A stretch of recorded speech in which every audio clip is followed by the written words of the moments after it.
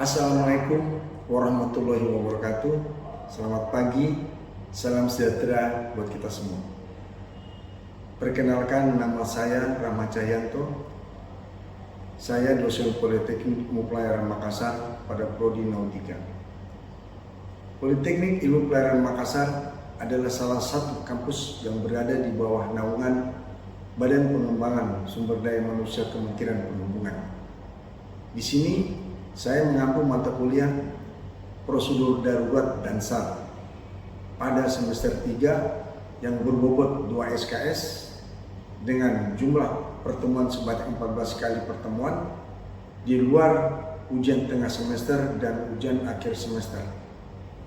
Pada kesempatan ini saya akan menjelaskan mengenai teknik pembelajaran yang saya gunakan, yaitu DIA, Delivery, Interaction, dan Assessment. Sebelum menjelaskan lebih jauh mengenai prosedur darurat dan SAR, saya akan menjelaskan capaian pembelajaran mata kuliah prosedur darurat dan SAR. Adapun capaian pembelajaran mata kuliah prosedur darurat dan SAR ialah: 1. Mahasiswa mampu menjelaskan tentang jenis-jenis keadaan darurat secara umum. Yang kedua, mahasiswa mampu menjelaskan tentang standar operasional prosedur. Yang ketiga, mahasiswa mampu menjelaskan tentang denah keadaan darurat.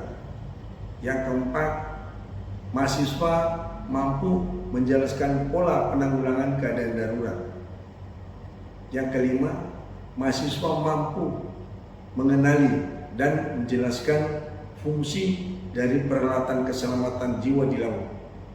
Yang keenam, mahasiswa mampu mengenali isyarat bahaya.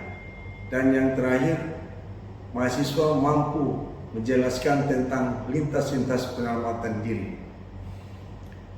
Setelah mengetahui mengenai deskripsi singkat dan capaian pembelajaran mata kuliah prosedur darurat dan SAR ini, saya akan menjelaskan terkait teknik pembelajaran yang saya gunakan, yaitu mengenai DIA. 1. Delivery. Bagaimana saya menyampaikan materi kepada mahasiswa agar materi yang saya sampaikan dapat diterima dengan baik. Di awal perkuliahan saya membuat kontrak perkuliahan dengan mahasiswa, di mana kontrak perkuliahan ini saya memberikan aturan-aturan kepada mahasiswa, kemudian bobot nilai yang harus dicapai oleh mahasiswa, dan buku yang harus digunakan oleh mahasiswa. Yang kedua, interaction. Merupakan interaksi antara dosen dengan mahasiswa dalam melakukan pembelajaran agar capaian pembelajaran dapat tercapai. Yang ketiga, assessment. Merupakan pemberian tugas kepada mahasiswa guna mengukur kemampuan mahasiswa itu sendiri. Hal ini saya lakukan secara objektif. Pada pertemuan di awal saya memberikan kontrak perkuliahan, salah satunya adalah bobot nilai yang harus dipenuhi oleh mahasiswa. Bobot penilaian terdiri dari: 1. Tugas mandiri sebesar 25%. 2. Ujian tengah semester sebesar 30%. Ketiga, ujian akhir semester 40%. Keempat, kehadiran sebesar 5%. Baik untuk mahasiswa yang aktif dalam kelas menjawab soal yang diberikan oleh dosen ataupun teman-teman lainnya, maka akan diberikan nilai plus. Selanjutnya, saya akan menampilkan video pembelajaran saya pada mata kuliah prosedur darurat dan SAR dengan materi jenis-jenis keadaan darurat secara umum. Sekian video deskripsi mata kuliah ini. Wassalamualaikum warahmatullahi wabarakatuh. Oke, baik, kita mulai. All cadet, proceed, dancer. Sebelum mulai kegiatan pembelajaran pada pagi ini, marilah kita berdoa sesuai dengan agama dan kepercayaan kita masing-masing. Berdoa, mulai.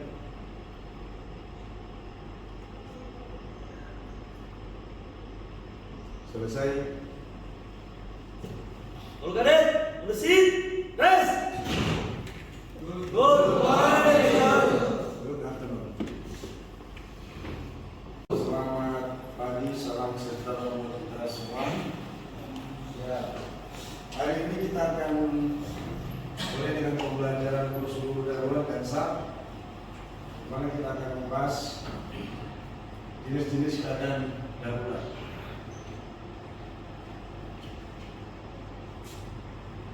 Atau emergency situation adalah suatu keadaan di luar keadaan normal yang terjadi di atas kapal yang mempunyai tingkat kecenderungan akan dapat membahayakan jiwa manusia, harta benda, dan lingkungan di mana kapal berada. Shipboard Emergency Contingency Plan itu adalah rencana penanggulangan segala macam kemungkinan akan timbulnya keadaan darurat di atas kapal yang didasarkan pada suatu pola terpadu yang mampu mengintegrasikan upaya penanggulangan secara cepat, tepat, aman, dan terkendali atas dukungan instansi terkait, SDM, dan fasilitas yang tersedia. Sedangkan prosedur darurat itu adalah pedoman kerja dalam menanggung suatu keadaan darurat untuk mencegah atau mengurangi kerugian yang lebih besar. Jenis daripada prosedur darurat itu ada dua. Yang pertama adalah prosedur intern atau pedoman pelaksanaan untuk masing-masing bagian keadaan darurat masih dapat diatasi tanpa melibatkan kapal lain atau pelabuhan setempat. Jadi artinya bahwasanya prosedur ini terkait dengan di kapal yang masih berada di pelabuhan. Yang kedua adalah jenis prosedur darurat umum, yaitu pedoman pelaksanaan untuk keadaan darurat yang cukup besar yang dapat membahayakan kapal lain atau dermaga. Lanjutkan, sijil keadaan darurat, yaitu suatu daftar yang berisikan nama dan jabatan anak buah kapal beserta tugas-tugas khusus yang harus dilaksanakan untuk mengatasi keadaan darurat yang mungkin akan terjadi di atas kapal. Sementara master station adalah suatu tempat beredar terbuka berdasarkan deck coaching yang digunakan untuk mengumpulkan semua orang yang ada di atas kapal pada waktu terjadi keadaan darurat. Jadi untuk sijil keadaan darurat ini adalah di mana anak buah kapal harus mengetahui bila mana terjadi sesuatu keadaan darurat, dia harus mengetahui tugas-tugas apa yang harus dilakukan di atas kapal. Di mana kalau terjadi keadaan darurat, semua anak buah kapal atau penumpang harus berkumpul di suatu tempat yang disebut dengan master station. Jadi master station ini tempat di mana orang berkumpul untuk di mana terjadi keadaan darurat dan untuk mengevakuasi diri. Kecelakaan kapal dapat terjadi pada saat kapal berlayar, pada saat berlabuh, ataupun pada saat sandar. Pada saat berlayar bisa saja perwira jaga saat itu tidak melaksanakan pengamatan dengan baik sehingga mengambil posisi dengan tidak tepat sehingga bisa terjadi kecelakaan kapal. Begitu juga yang berlabuh, pada saat kapal berlabuh, perwira jaga harus memastikan bahwasannya jangkar yang di repo itu tetap berada di posisinya dan tidak rarat atau tidak tepat karena arus yang kuat. Ataupun pada saat sandar bisa saja pada saat bongkar muat ada anak buah kapal atau ada guru daripada bongkar muat yang merokok sehingga dia tidak membuang rokok sembarangan dan bisa terjadi kecelakaan kapal. Kita lanjut. Untuk melindungi pelaut dan mencegah risiko dalam suatu kegiatan di atas kapal, harus diperhatikan ketentuan dalam Health and Safety Book tahun 1974, di mana di situ diatur kepada setiap ABK bila mana terjadi kecelakaan harus tahu melakukan apa yang harus dikerjakan di atas kapal. Kapal laut yang bergerak dengan daya dorong pada kecepatan bervariasi melintasi berbagai daerah pelayaran dalam kurun waktu tertentu dapat saja mengalami masalah yang disebabkan oleh berbagai faktor yang tidak dapat diduga sebelumnya, yang pada akhirnya akan mengganggu pelayaran. Ada 5 penyebab utama timbulnya suatu keadaan darurat. Yang pertama adalah kesalahan manusia. Ini bisa saja kesalahan manusia ini pada saat pelayaran yang bersangkutan kondisinya sedang kurang bagus, kurang fit, sehingga bisa menyebabkan keadaan darurat. Yang kedua adalah kesalahan peralatan dalam pelayaran. Misalnya kita tahu tiba-tiba radar kita rusak dan di atas kapal cuma ada radar, mengandalkan radar, tidak ada alat navigasi yang lain sehingga bisa terkendala oleh penyebab bencana darurat tersebut. Yang ketiga adalah kesalahan prosedur, di mana prosedurnya sudah ada tapi anak buah kapal tidak memperhatikan prosedur tersebut. Yang keempat adalah pelanggaran terhadap peraturan. Yang kelima kehendak yang Maha Kuasa.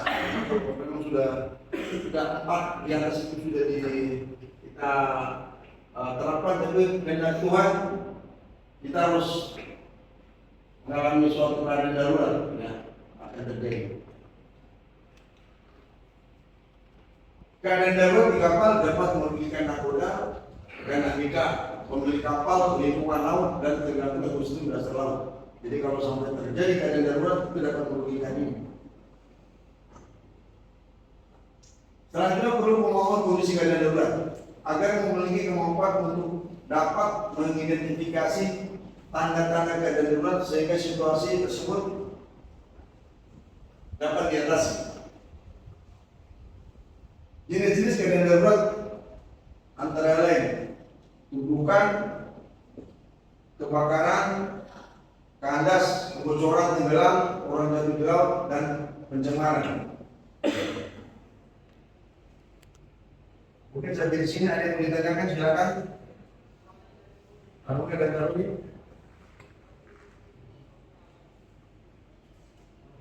Ya, silakan.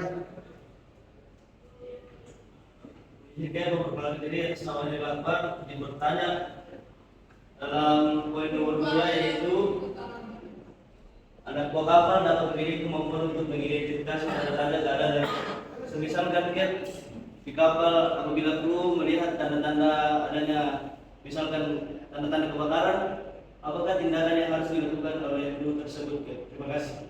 Baik, pertanyaan yang sangat bagus. Jadi kaitannya dengan pertanyaan ini, kalau kita di atas kapal terjadi kebakaran, itu biasanya kebakaran itu tidak langsung membesar. Jadi kebakaran itu pertama dia contoh saja terjadi kebakaran karena korsleting listrik. Mungkin yang bersangkutan setrika, ABK itu tiba-tiba digunakan modal atau dipanggil perwira yang lain sehingga lupa dan setrikanya itu tidak dicabut sehingga terjadi panas. Itu setrika tidak memanas dulu, setelah memanas dia akan mengeluarkan asap itu akan berbau dan akan ke seluruh di bagian kapal. Jadi setelah ada cium bau seperti itu, anak buah kapal harus mengecek itu terjadi kebakaran di mana. Setelah terjadi, sudah ditahu terjadi di kamar anak buah kapal kerasi misalnya, langsung di situ kita mengetahui kebakarannya dengan ya, ternyata kebakarannya disebabkan oleh listrik. Nah, kita menggunakan form yang ada di atas kapal untuk memadamkan kebakaran tersebut. Bagaimana sampai situ sudah dipahami? Siap. Baik, terima kasih.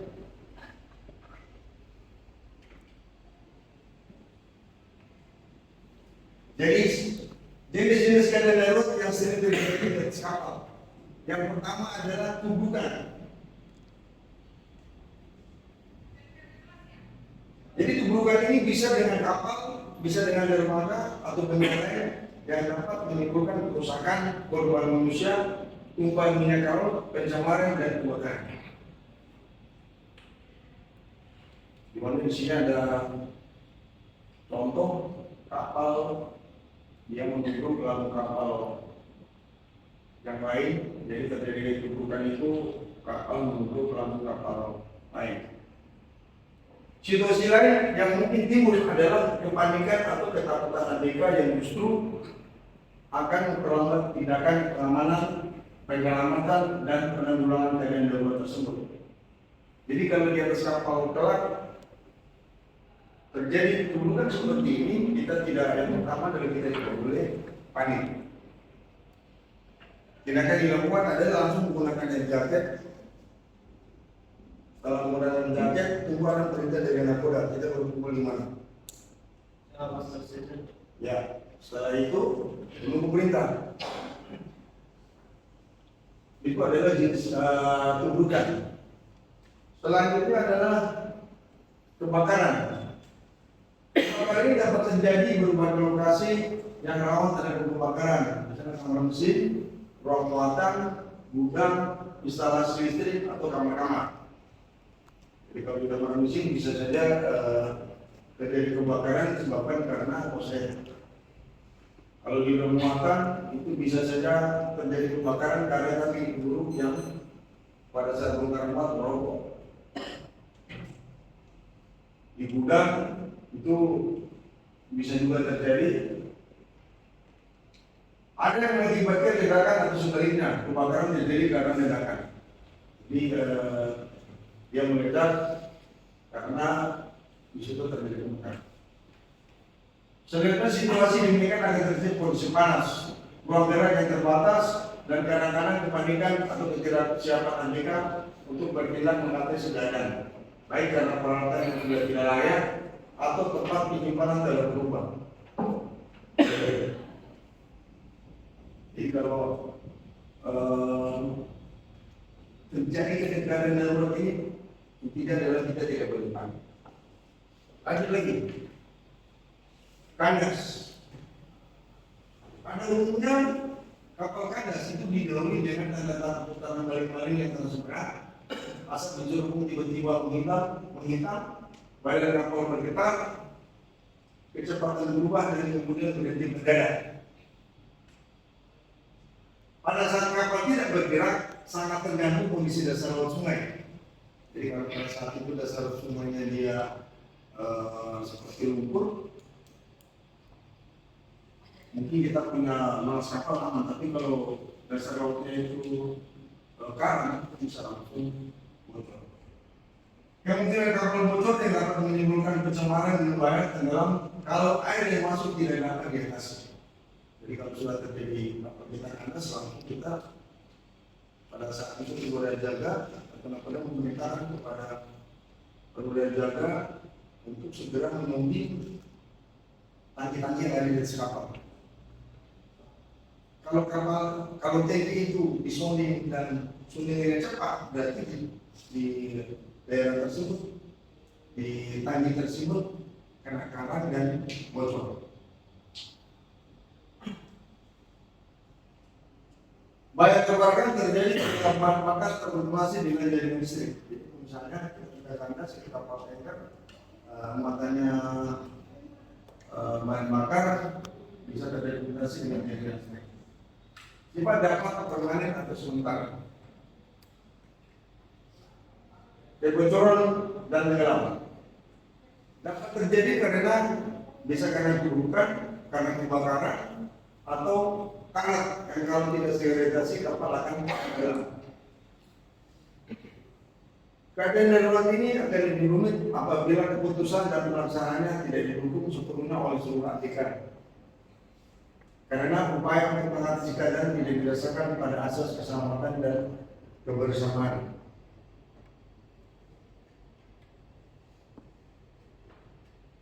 Selanjutnya adalah orang jatuh ke laut. Merupakan suatu bentuk kecelakaan yang membuat situasi menjadi darurat. Pertolongan yang diberikan tidak mudah dilakukan karena sangat tergantung pada keadaan cuaca saat itu, serta kemampuan yang membuat pertolongan dan fasilitas yang tersedia. Jadi kalau di atas kapal ada orang jatuh ke laut, yang melihat orang tersebut jatuh ke laut itu berteriak bahwa ada orang jatuh di laut di lambung kiri atau lambung kanan kapal. Setelah itu yang bersangkutan mengambil lifebuoy dan lifebuoy ini dibuang ke si korban. Setelah itu baru lari ke bridge, lari ke anjungan, melaporkan kepada penjaga saat itu bahwa ada orang jatuh ke laut di lambung kiri atau di lambung kanan kapal, supaya nakoda bisa berjaga saat itu bisa mengambil langkah-langkah secepatnya untuk menolong korban yang jatuh ke laut tersebut. Pencemaran karena buangan sampah, tumpahan minyak, bom bunker, membalas lebih dari 15 BN, muatan kapal tanker yang ditumpah ke laut akibat hubungan atau kebocoran. Selanjutnya, upaya untuk mengatasi pencemaran merupakan hal yang sulit karena memerlukan peralatan tenaga manusia yang terlatih dan kemungkinan risiko yang harus ditanggung oleh pihak yang melanggar ketentuan tentang pencegahan pencemaran tersebut. Dengan keadaan darurat di kapal,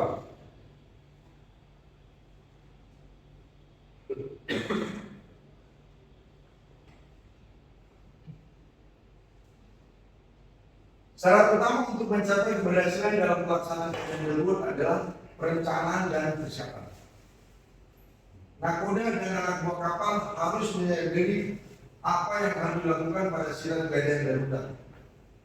Nakoda dan ABK harus mengambil keputusan secara cepat dan tepat untuk mengawasi bertindak sesuai dengan keadaan darurat yang timbul.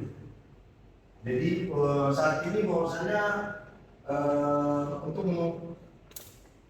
mengatasi supaya bila terjadi sesuatu di atas kapal, nakoda harus setiap saat melaksanakan pemeriksaan terkait dengan keadaan darurat tersebut di atas.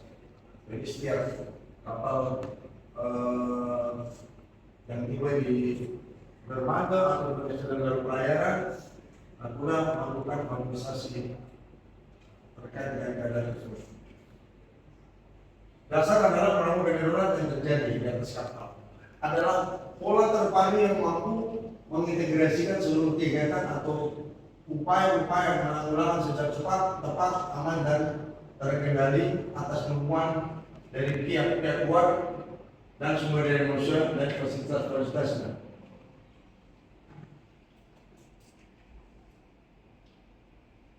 Manfaat dalam memahami penanggulangan keadaan darurat. 1. Dapat mencegah atau menghilangkan kemungkinan terjadinya kerusakan-kerusakan akibat dari meloloskan keadaan darurat. 2. Dapat memperkecil kerusakan-kerusakan materi dan lingkungan di mana kapal berada. 3. Dapat menguasai keadaan darurat yang terjadi di atas kapal secara cepat, tepat, aman dan terkendali.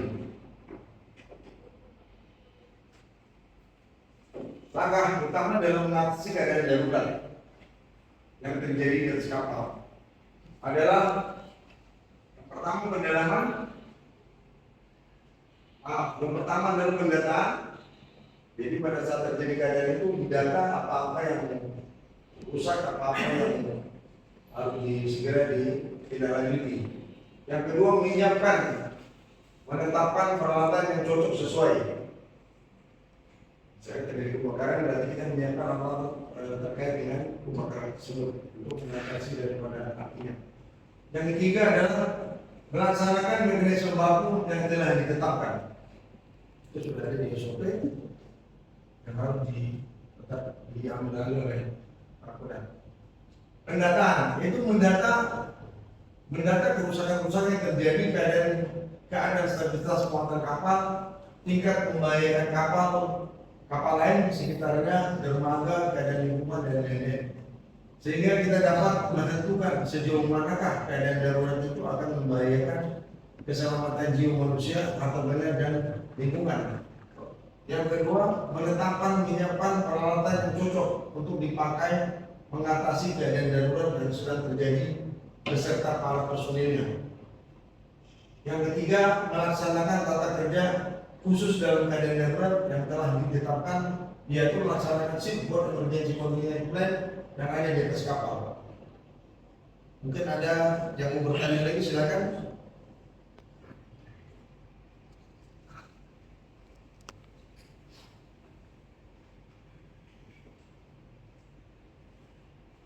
Oke, kita lanjut mekanisme kerja penanggulangan keadaan darurat. Satu, persiapan, yaitu menetapkan langkah-langkah persiapan yang diperlukan untuk mengatasi suatu keadaan darurat di atas kapal. Yang kedua, pelaksanaan, yaitu menetapkan tata cara kerja khusus pada setiap keadaan darurat yang mungkin terjadi di atas kapal. Yang ketiga, evaluasi, yaitu menetapkan metode evaluasi terhadap hasil pelaksanaannya. Data informasi yang harus siap. Satu, jenis, jumlah dan penaturan muatan, adanya cairan kimia yang berbahaya. Yang ketiga, general arms dan stability information. Yang keempat, peralatan pemadam kebakaran. Shipboard emergency contingency plan. Satu adalah organisasi keadaan darurat. Organisasi yang dibentuk di atas kapal untuk menanggulangi keadaan darurat. Yang kedua, isyarat-isyarat bahaya. Isyarat-isyarat yang dapat dipakai untuk memberitahukan bahwa kapal kita sedang dalam keadaan darurat dan minta pertolongan. Yang ketiga, lintas penyelamatan diri atas jalur jalur yang ditetapkan untuk menuju ke tempat berkumpul untuk kapal mengalami keadaan darurat. Yang keempat adalah nomor telepon yang dapat dihubungi pada waktu kapal mengalami keadaan darurat. Di sini ada nomor telepon yang dimaksud adalah, yang pertama adalah pejabat-pejabat perusahaan barang dari kapal yang bersangkutan, seperti DPA-nya, bagian operasi kapal, agen, direktur utama dan lain-lain. Yang B, pejabat telepon authority. Ini adalah Sabandar, Badan Penanggulangan Bencana, dan yang ada kaitannya dengan Basarnas. C adalah stasiun radio pantai terdekat, dan D kapal-kapal lain. Kapal-kapal yang ada di sekitar di mana terjadi keadaan darurat tersebut. Sampai di sini kepada Taruna dan Taruna mungkin ada yang mau ditanyakan, silakan.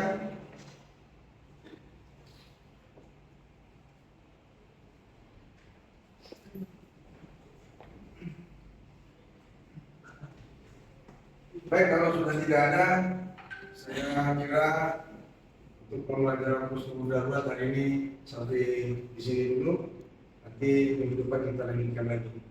Sekian. Wassalamualaikum warahmatullahi wabarakatuh. Waalaikumsalam warahmatullahi wabarakatuh.